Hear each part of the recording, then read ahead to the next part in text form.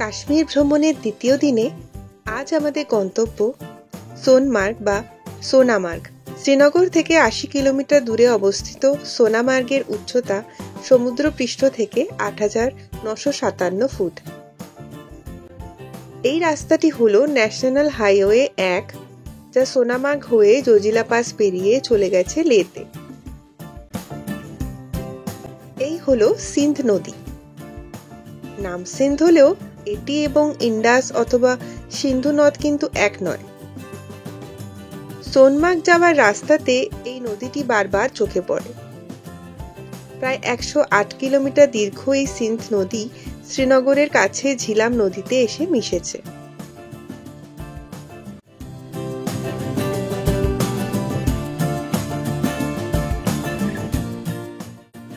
সোনামার্গ থেকে ঘোরার দুটি জায়গা আছে। একটি হলো থাজিওয়াস গ্লেসিয়ার, সেখানে ঘোড়ায় চড়ে যেতে হয়, আর অন্যটি হলো জজিলা পাস 0 পয়েন্ট। সেখানে যাওয়ার জন্য নানান ধরনের গাড়ির ব্যবস্থা আছে।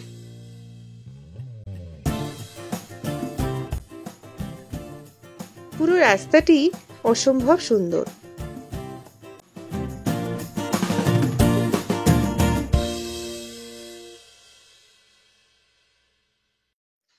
দেখতে দেখতে সিন্ধ নদীকে সঙ্গী করে আমরা পৌঁছে গেলাম সোনামার্গে।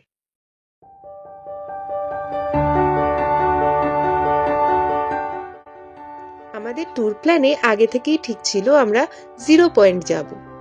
সেই অনুযায়ী গাড়ি ঠিক করা হলো।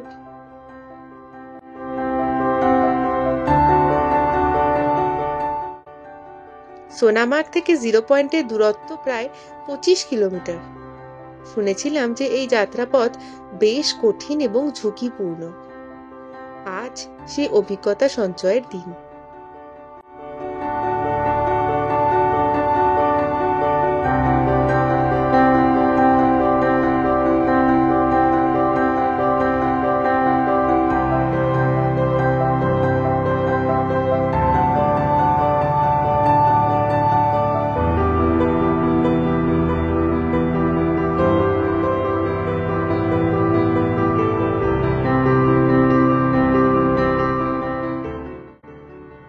ড্রাইভার দাদার কাছ থেকে জানতে পারলাম এই জায়গাটির নাম বালটাল।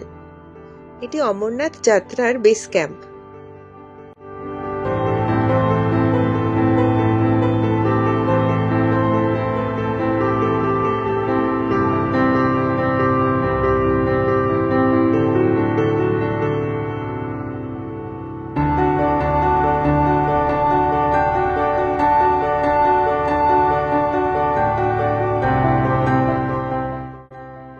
খুব ধুলো উঠছিল, তাই গাড়ির কাঁচ তুলে দিতে হলো।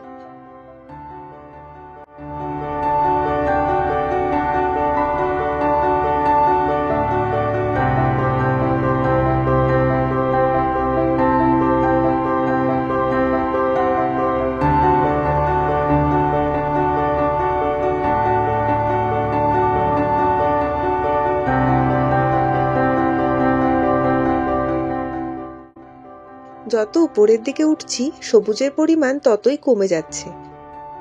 এ যেন এক ভয়ঙ্কর সুন্দর প্রকৃতির মুখোমুখি আমরা।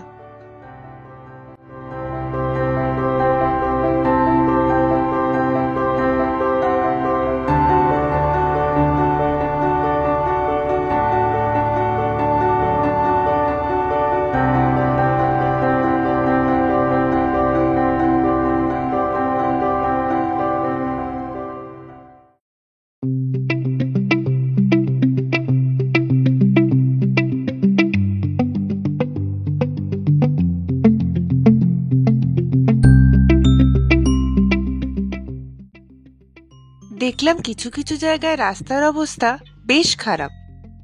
কিছু জায়গায় পথ এতটাই সংকীর্ণ যে দুটো গাড়ি পাশাপাশি যেতেও পারবে না।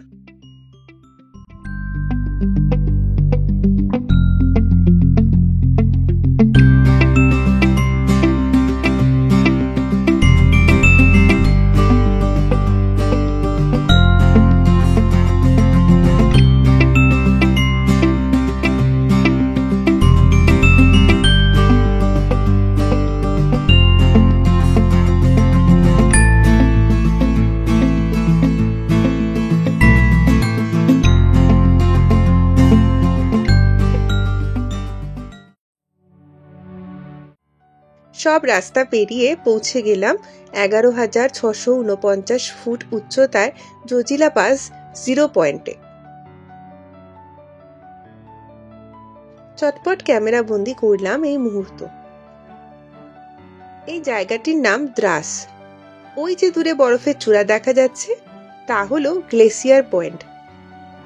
হিমশীতল হাওয়া এই রোদের মধ্যেও কাঁপুনি ধরিয়ে দিচ্ছিল। চারপাশ ঘুরে দেখতে দেখতে মনে হলো কিছু খাওয়া যাক। পাশেই একটি দোকানে নুডলস খেতে খেতে এই দাদার আনা শাল দেখছিলাম আমরা।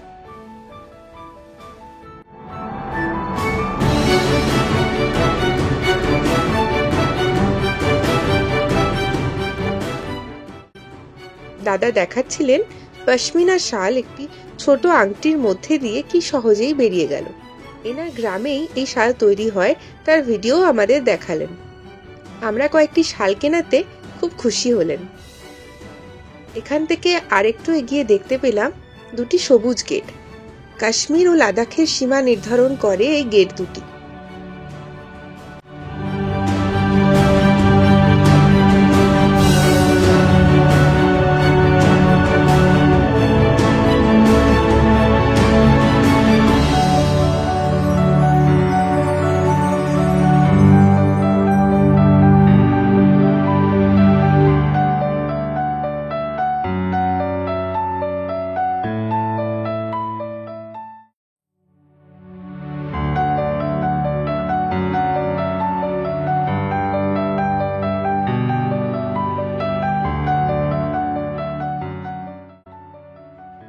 এই যে সুন্দর প্রবেশদ্বারটি নির্মাণ করা হয়েছে, এখান থেকে লাদাখের রাস্তা শুরু।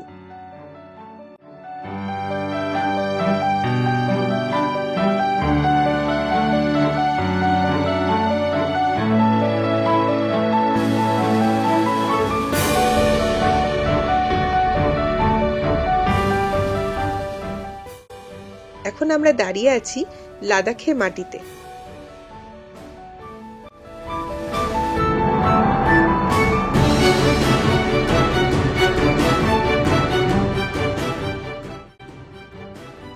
এবার সৌম্য গ্লাভস পরেই নিল। আরো কিছু দূর এগিয়ে আমরা গেছিলাম জজিলা ওয়ার মেমোরিয়াল দেখতে। জায়গাটির নাম গুমরি, কিন্তু কোনো যান্ত্রিক ত্রুটির কারণে তা ক্যামেরায় রেকর্ড হয়নি। ফেরার সময় আমি বসেছি গাড়ির সামনের সিটে, আর চেষ্টা করেছি যতটা সম্ভব এই যাত্রাপথকে ক্যামেরা বন্দি করতে।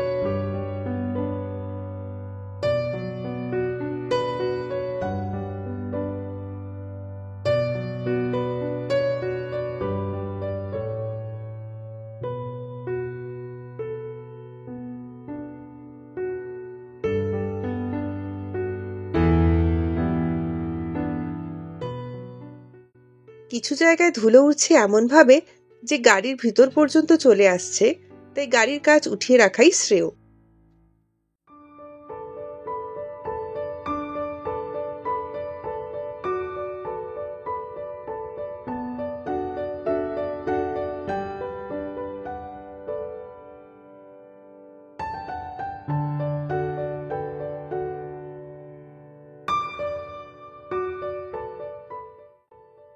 কলকাতার ট্রাফিক জ্যামের সাথে তো আমরা নিত্য পরিচিত, কিন্তু এই পাহাড়ি ভয়ঙ্কর রাস্তায় যে এমন জ্যাম হতে পারে আগে তা ভাবিনি।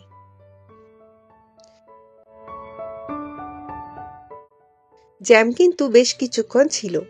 গাড়ি এগোলো খুব আস্তে।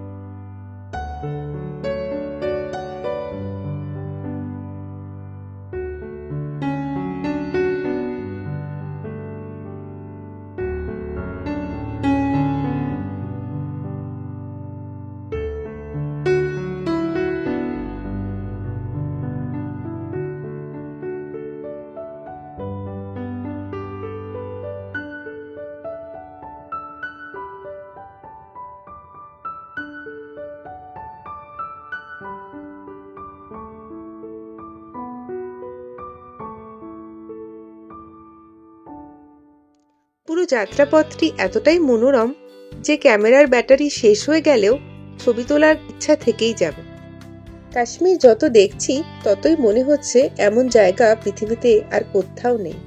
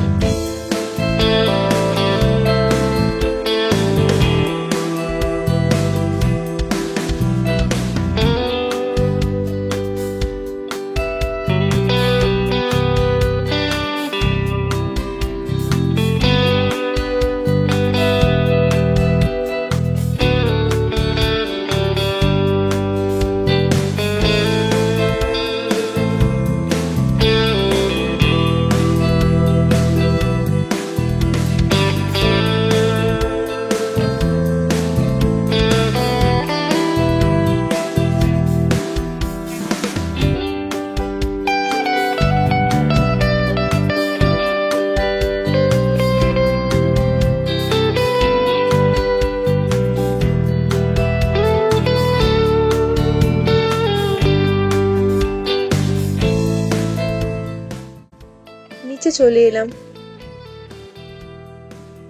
এবার আমাদের বাসে করে রওনা দিলাম শ্রীনগরের পথে। পাশে অবিরাম বইতে থাকলো আমাদের যাত্রাপথের সঙ্গী সিন্ধ।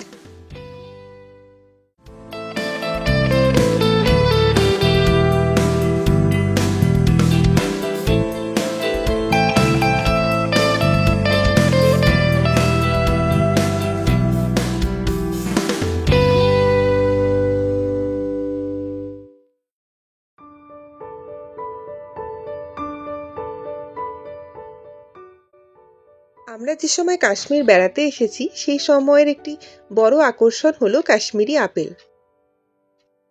সেই আপেলের প্রাচুর্য দেখতেই আমরা পৌঁছে গেলাম আপেল বাগানে। জীবনে এই প্রথমবার আমি আপেল গাছ দেখলাম। গাছ ভর্তি সব লাল আপেল।